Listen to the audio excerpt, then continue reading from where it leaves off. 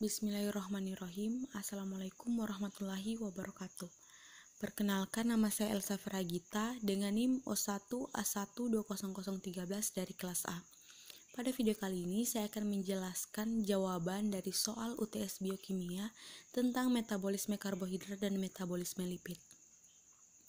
Pada poin 1, saya akan menjelaskan beberapa istilah. Istilah pertama yaitu glikolisis. Glikolisis adalah suatu proses yang menghasilkan perubahan satu molekul glukosa menjadi dua molekul pirufat. Proses ini dapat berlangsung bahkan di dalam sel yang paling sederhana dan tidak memerlukan oksigen. Yang kedua yaitu glikogenolisis. Adalah lintasan metabolisme yang digunakan oleh tubuh. Glikogenolisis juga merupakan reaksi pengubahan glikogen menjadi glukosa. Yang ketiga yaitu glikogenesis.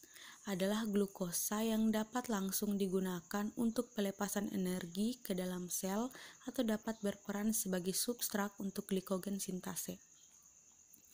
Yang keempat yaitu metabolisme. Adalah segala proses reaksi kimia yang terjadi di dalam tubuh makhluk hidup, mulai dari makhluk hidup bersel satu hingga yang memiliki susunan tubuh kompleks seperti manusia.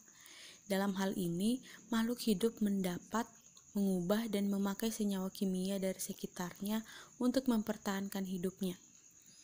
Yang kelima yaitu katabolisme. Adalah reaksi pemecahan atau pembongkaran senyawa kimia kompleks yang mengandung energi tinggi menjadi senyawa sederhana yang mengandung energi lebih rendah. Yang terakhir yaitu anabolisme. Adalah suatu peristiwa penyusunan senyawa kompleks dari senyawa sederhana. Nama lain dari anabolisme adalah peristiwa sintesis atau penyusunan. Contohnya yaitu fotosintesis. Poin yang kedua yaitu buktikan bahwa proses metabolisme glukosa secara aerob menghasilkan energi lebih besar dibandingkan anaerob. Tahap awal metabolisme konversi glukosa menjadi energi di dalam tubuh akan berlangsung secara anaerobik melalui proses yang dinamakan glikolisis. Proses ini berlangsung dengan menggunakan bantuan 10 enzim yang berfungsi sebagai katalis di dalam sitoplasma yang terdapat pada sel eukariotik. Inti dari keseluruhan proses glikolisis adalah untuk mengkonversi glukosa menjadi produk akhir berupa pirufat. Pada proses glikolisis, satu molekul glukosa yang memiliki 6 atom karbon pada rantainya akan terpecah menjadi produk akhir berupa 2 molekul pirufat yang memiliki 3 atom karbon.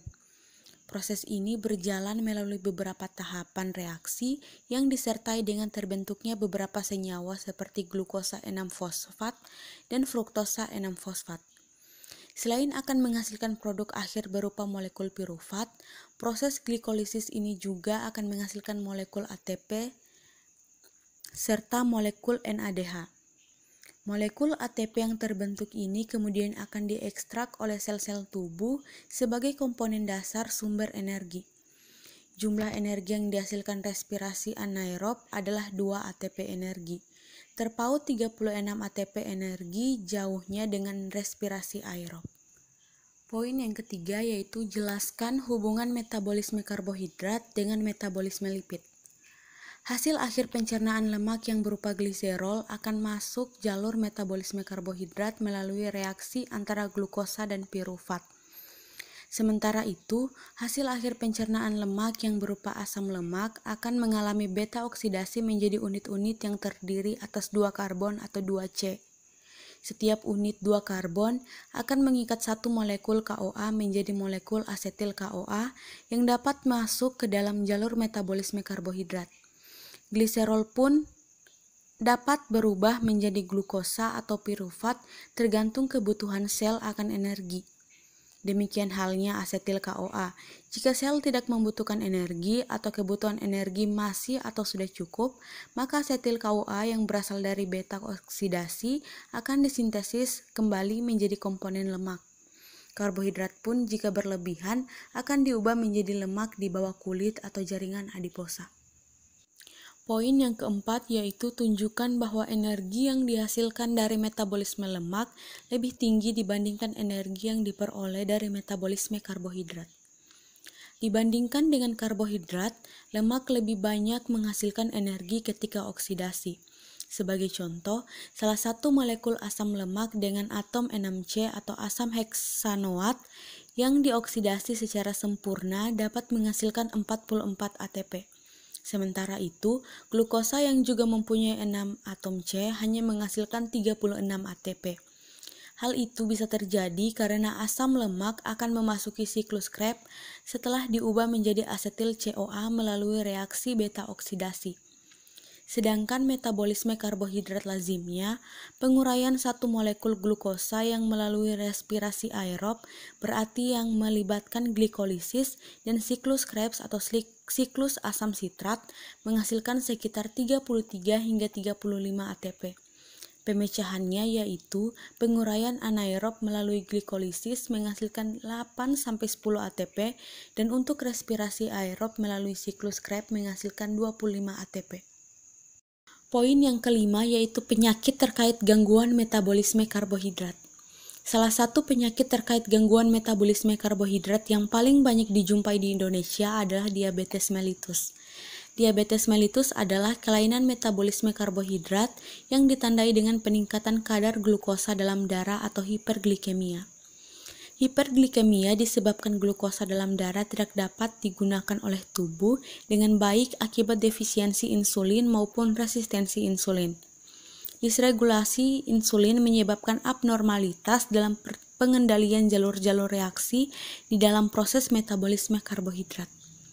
Penderita diabetes mellitus mempunyai resiko untuk menderita berbagai komplikasi yang spesifik akibat perjalanan penyakit ini, antara lain retinopati, gagal ginjal, neuropati, aterosklerosis, gangren, dan penyakit arteri koronaria. Ada beberapa cara yang bisa dilakukan untuk mengatasi penyakit diabetes mellitus, antara lain yaitu banyak minum air putih. Minum cukup air dapat membantu penderita diabetes menjaga kadar gula darah dalam batas yang sehat. Selain mencegah dehidrasi, ada baiknya ginjal membuang kelebihan gula darah melalui urin. Sebuah studi pengamatan menunjukkan bahwa mereka yang minum banyak air memiliki resiko lebih rendah terkena kadar gula darah tinggi. Air minum secara teratur menghidrasi ulang darah, menurunkan kadar gula darah dan mengurangi resiko diabetes. Baiklah, demikian video dari saya. Lebih dan kurangnya mohon dimaafkan. Saya akhiri wabillahi taufiq wal hidayah. Wassalamualaikum warahmatullahi wabarakatuh.